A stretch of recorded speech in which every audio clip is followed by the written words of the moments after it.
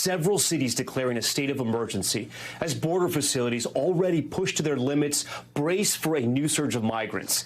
In a sign of how dire the situation could become, President Biden today announcing he will send 1,500 active duty troops to the U.S.-Mexico border.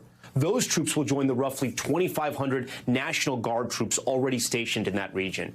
And images like these, take a look, are why reinforcements have been called in. Thousands of migrants attempting to cross the border every single day.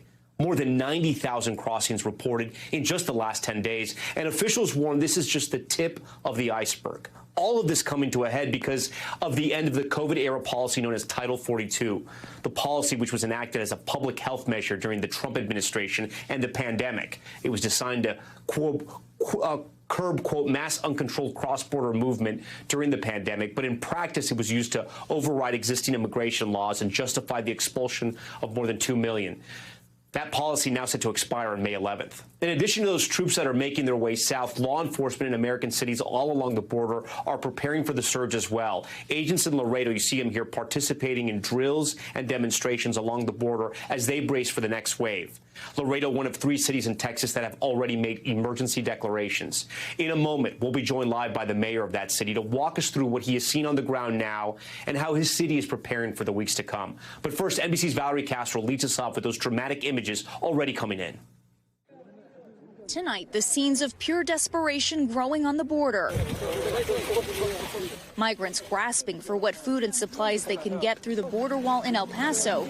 They're seeking shelter, food, and safety. Some have stories of horror they left behind.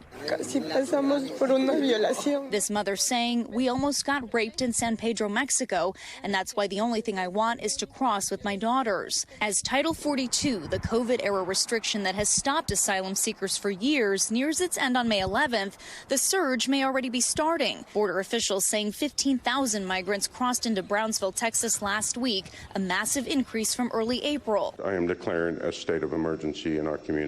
3 cities in Texas so far have declared states of emergency, preparing for the end of the law: El Paso, Brownsville, and Laredo. Migrants already seen sleeping on the streets in droves in El Paso. This woman describing how she spends her night on nothing but cardboard. Migrants along the San Diego border also suffering through sleepless nights. Tired, exhausted, nowhere to sleep, no blankets, nothing. Trying to stay warm by fires. Many hoping to get to a massive migrant processing facility like this one. The Customs and Border Protection Commissioner testifying he anticipates 10,000 people a day to cross the border after the ban expires.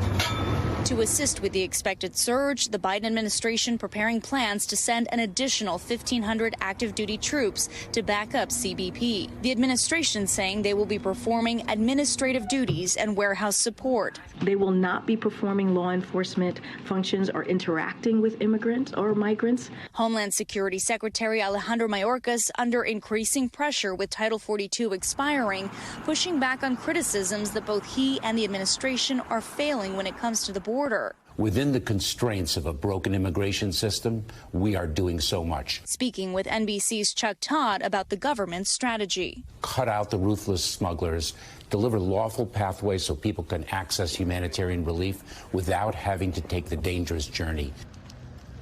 All right, Valerie Castro joins us live tonight from our New York studios. So, Valerie, I want to go back to what we heard from the press secretary there. The Biden administration sending those additional 1,500 troops to the border to support the 2,500 that are already there, backing up CBP. They are active duty military personnel, but what I'm reading and seeing is that they're actually not even going to have weapons. So what are they going to be doing down there? Tom, they will strictly be there to provide support to Border Patrol with tasks like administrative duties and warehouse support. They will not be interacting with migrants or anyone in DHS custody. So the idea is that this will free up Customs and Border Protection agents to continue with their law enforcement roles. This deployment is for 90 days, and we'll see how the situation on the ground develops as Title 42 is lifted. Tom?